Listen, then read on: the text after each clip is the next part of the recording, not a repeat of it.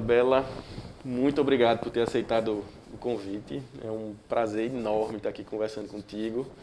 Essa nossa relação aí que já vem de algum tempo, desde a época que eu trabalhava na educação e você era conselheiro municipal de educação. Depois a gente se aproximou mais ainda quando você estava secretária de habitação.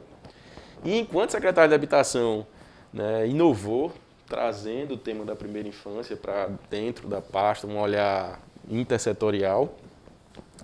E agora, como vice-prefeita, o que me alegra muito, tenho certeza que é um ganho enorme para a cidade do Recife. E enquanto vice-prefeita, você continua ligada ao tema da primeira infância. Então, eu queria que você contasse um pouquinho dessa sua história na área da educação e primeira infância. Isso, uma alegria, Rogério, estar contigo. Já agradeço de coração o convite, né? Você sabe do carinho e admiração que eu tenho por você, né? Sua competência e sua capacidade de interlocução extremamente focada nessa área da primeira infância, que é essencial para a manutenção da vida, né? Que essa vida seja próspera já desde o útero. É o começo de tudo. É o começo de tudo. Pois é, e veja, você sabe que eu sou formada no magistério, eu tenho um curso técnico de educação, comecei minha vida profissional como professora, então minha vida foi pautada muito nesse ambiente da educação, sou filha de professora e professor, meus pais são professores, minha mãe foi professora da rede estadual, então desde muito cedo a gente tem essa ligação próxima com a sala de aula. Eu me lembro pequena indo para a escola que minha mãe dava aula, porque muitas vezes a gente acompanhava mesmo por questão de organização doméstica. Sim, sim. E a gente seguia e eu era assim louca, apaixonada por sala de aula. E aí com a chegada da vereança na minha vida, né, eu assumi lá o conselho, eu pedi, na verdade, à época, ao presidente da Câmara, lá em 2013, para ser membro do Conselho de Educação. E aquilo ali, para mim, foi de uma riqueza assim, espetacular. A gente tinha reunião toda semana, né? Eu me lembro muito, era toda terça-feira, das 8 da manhã às 12. Reuniões animadas. Reuniões animadas, de construção. Uma pauta muito intensa. Pautas quentes, intensas, muitas vezes de discordância, mas ao mesmo tempo tudo muito pautado no respeito. E aí a gente vai crescendo, né? No que discorda, naquilo que me é diferente me faz crescer, se é me colocado como respeito.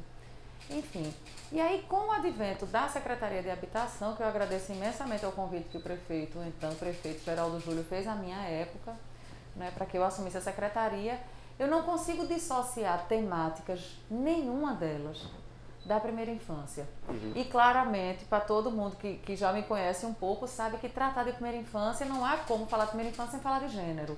Então está tudo muito, muito junto. Perfeito. E aí a gente poder expandir isso, né? Trazer essa temática de gênero e de primeira infância para dentro de uma Secretaria de Habitação foi muito valioso, porque a gente conseguiu ali compreender, a partir do conceito da habitabilidade, que é muito mais do que teto e chão, Uhum. né? A gente trazer que a relação que a gente tem com a moradia, ela é importante que aconteça no sentimento de pertencimento, de eu me sentir pertencente e pertencida ao local que eu habito. E aí, obviamente, eu como mulher adulta, compreender que esse espaço é também das minhas crianças, né? Das crianças que vivem ali. E aí nasce, então, o conceito do pertencer, e a gente consegue ampliar esse programa e tornou-se um programa referência, né? Você sabe disso, que a gente teve junto, inclusive com reconhecimento nacional, numa super parceria com a sua secretaria à época, né, Secretaria Executiva de Primeira Infância, e a gente conseguiu destrinchar isso. Quando eu chego agora como vice-prefeita, o prefeito João Campos, sabendo de toda essa minha relação com a primeira infância, então me convida para coordenar a Praça da Infância. E aí que essa lindeza que está sendo literalmente formada, construída, né, na verdade modelada, para a gente apresentar à sociedade recifense. Já chega lá. Engraçado, você fala como se fosse natural, né, no olhar da Secretaria de Habitação, priorizar a primeira infância. Gostaria muito que todos pensassem assim, que todas as pastas pensassem assim, né, que hoje é o olhar que a gente busca, né? Que não só saúde, educação, assistência social, mas habitação, cultura, turismo, urbanismo, todo mundo olhe para a primeira infância.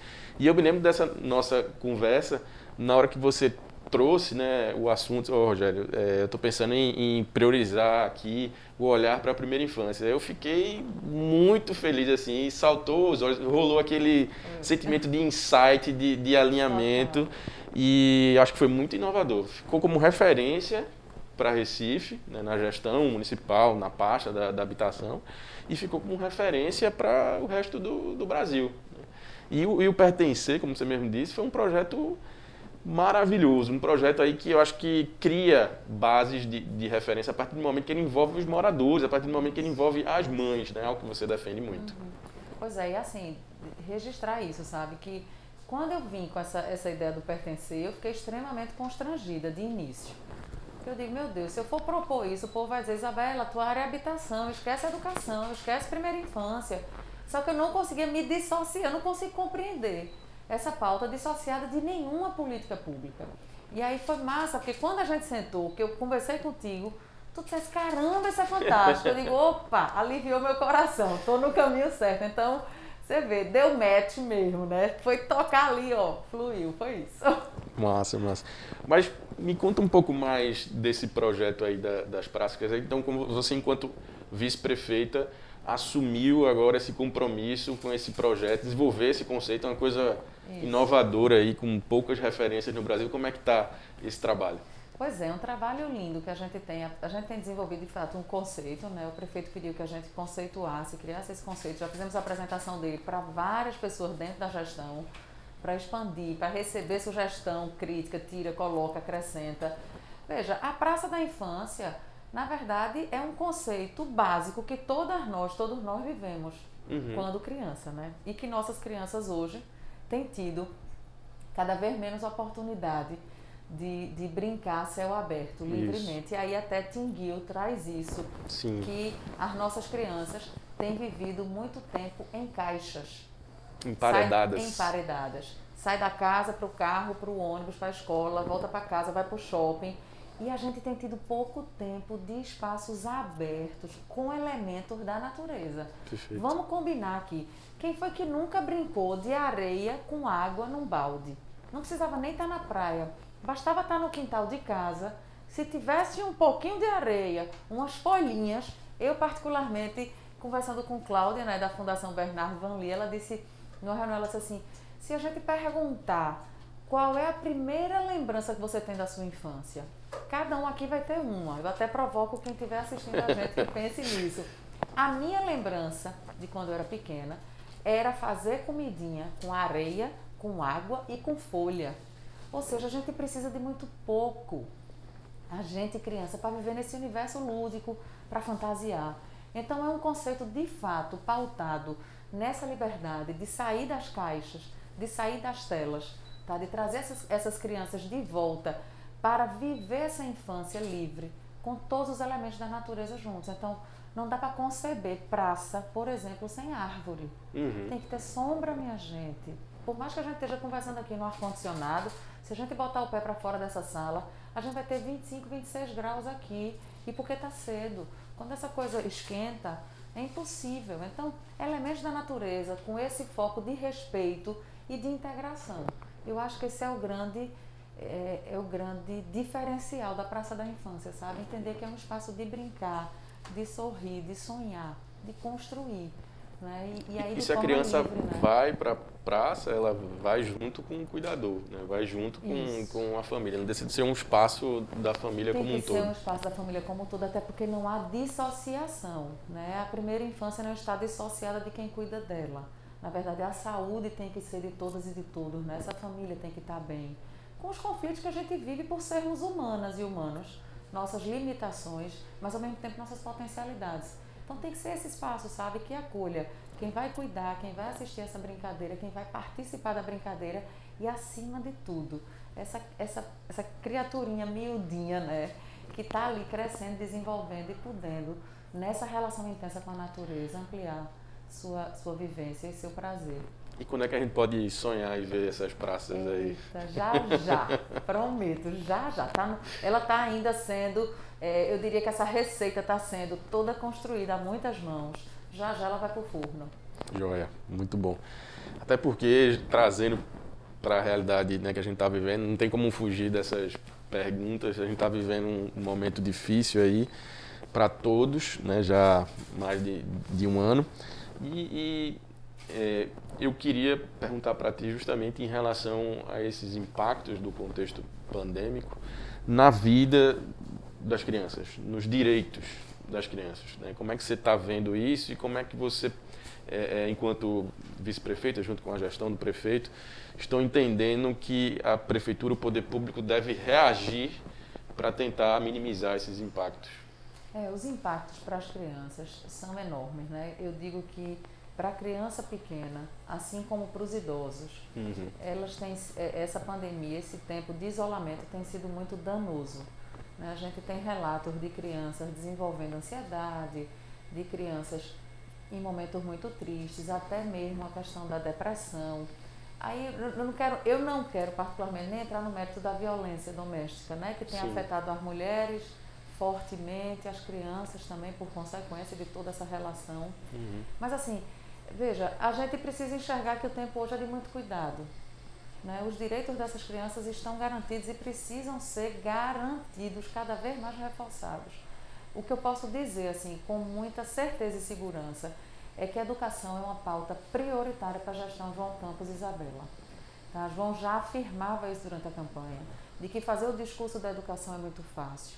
Tirar do discurso e botar na prática é um desafio, mas é um desafio que ele assumiu para si, desde o momento que ele disse esse sim para a vida pública.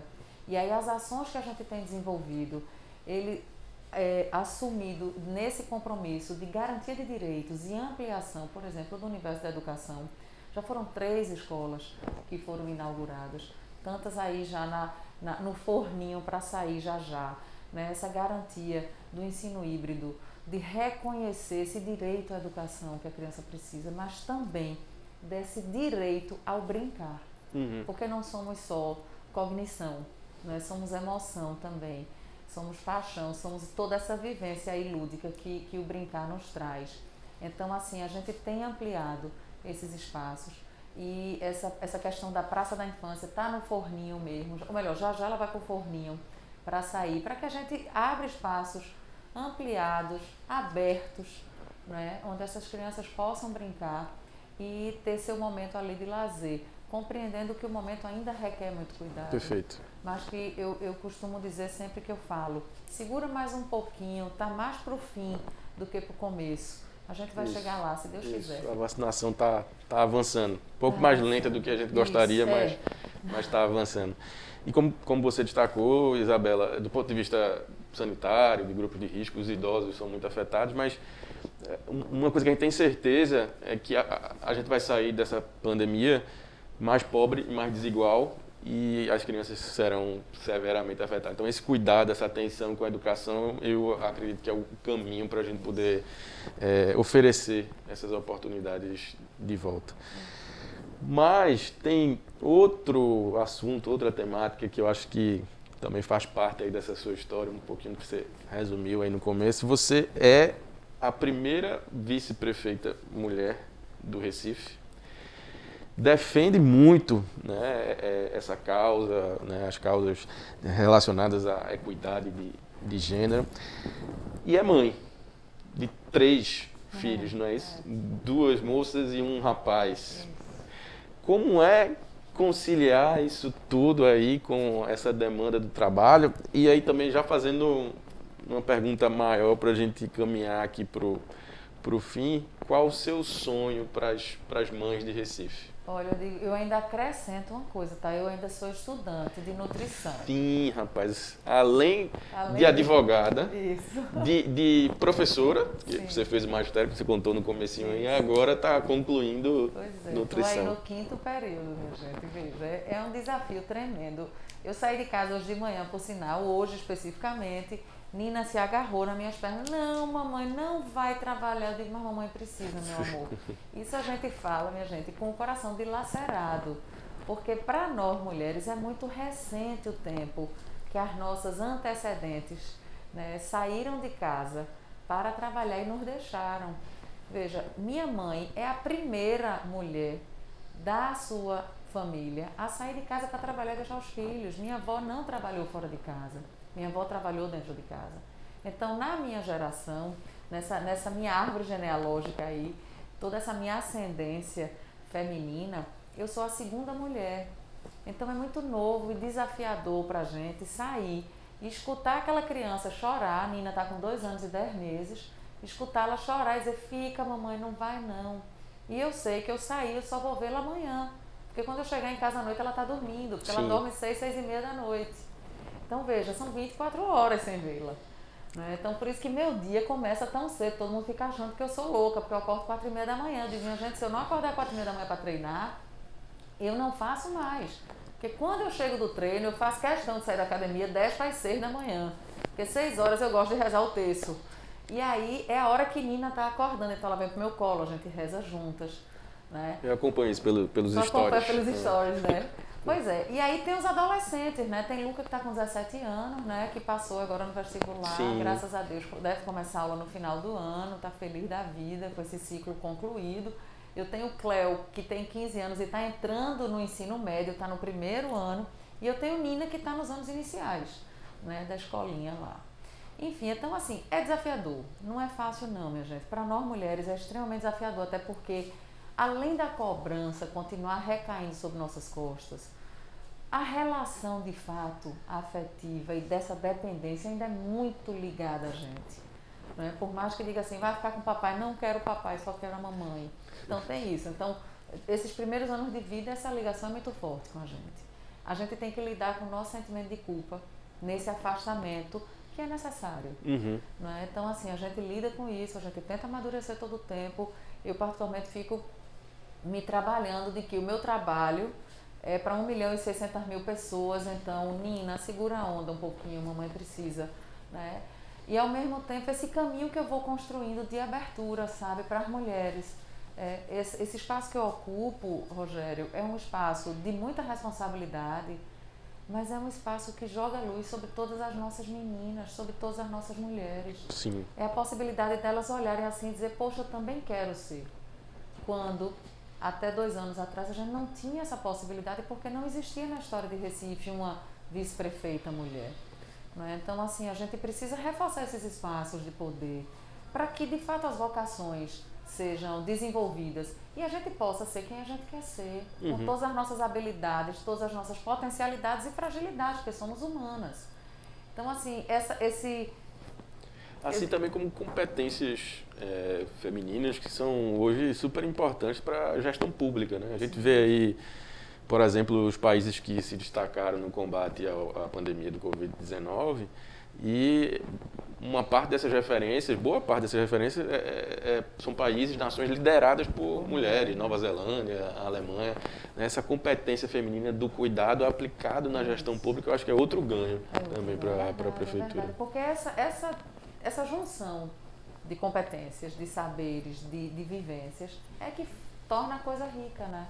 Então, assim, é desafiador, a gente não está aqui, né? Claro que eu queria dormir até 7 da manhã, massa, mas o tempo que eu tenho para hoje é esse, e aí eu sou feliz. Eu digo que eu costumo dizer que a gente tem que ser feliz no caminhar, e eu faço a escolha de ser feliz no caminhar, mesmo tendo meus tempos de intervalo de choro, de desabafo ali, de me sentar, de rezar e chorar, me levanto, me reergo e sigo, é a vida, né? Eu sou feliz no caminhar por opção mesmo. Agora, o desejo que eu tenho para as mulheres e para as meninas de Recife é exatamente que elas possam ser quem elas quiserem ser, sem que o meu sexo defina a minha competência, porque não define. Né? O que eu quero é uma sociedade de iguais, né? Mesmo sendo todas e todos diferentes, porque ninguém é igual. Mas não é a minha sexualidade, não é o meu nascer mulher, o meu me tornar mulher que vai definir para onde eu devo ir. Que aqui é lugar de homem, aqui é lugar de mulher, não é isso. Então, o que eu quero é, de fato, uma sociedade de respeito e de igual oportunidades a todas e todos. Que bom, que bom. Então, Isabela, novamente te agradecer, né, por essa presença aqui, né, por compartilhar um pouquinho dessa tua história. Você é uma pessoa, né, como eu disse, cheia de energia, né, sempre de alto astral e tentando contribuir na posição que esteve. E eu desejo toda a sorte do mundo aí nesses primeiros 4 anos, que depois possam ser renovados, que você consiga aí desenvolver todos esses projetos, principalmente os projetos ligados à primeira infância. Obrigada, Rogério. É uma alegria grande poder estar contigo aqui. Você sabe disso, mas eu vou confirmar e ratificar, né? Reafirmar da minha admiração por você, pelo caminho que você escolhe traçar todos os dias, né? Olhando por essas criaturinhas que começam ali no ventre, né? Com todo esse cuidado desse gestar, desse nascer, desse se criar, desses primeiros anos de vida que são tão estruturadores. Então eu sou muito grata por tudo que você me apresenta, que você me ensina e me contribui para a vida. E Obrigado. dizer que é isso, minha gente, vamos ser felizes no caminhar. Se estivéssemos na sua sala agora, a gente ia tomar um café com cúrcuma. Isso. Né? Então, vamos lá, ver se a gente... Vamos fazer a visita para tomar o café com cúrcuma. Eu garanto que é bom. Obrigado, valeu, Isabela. Obrigada.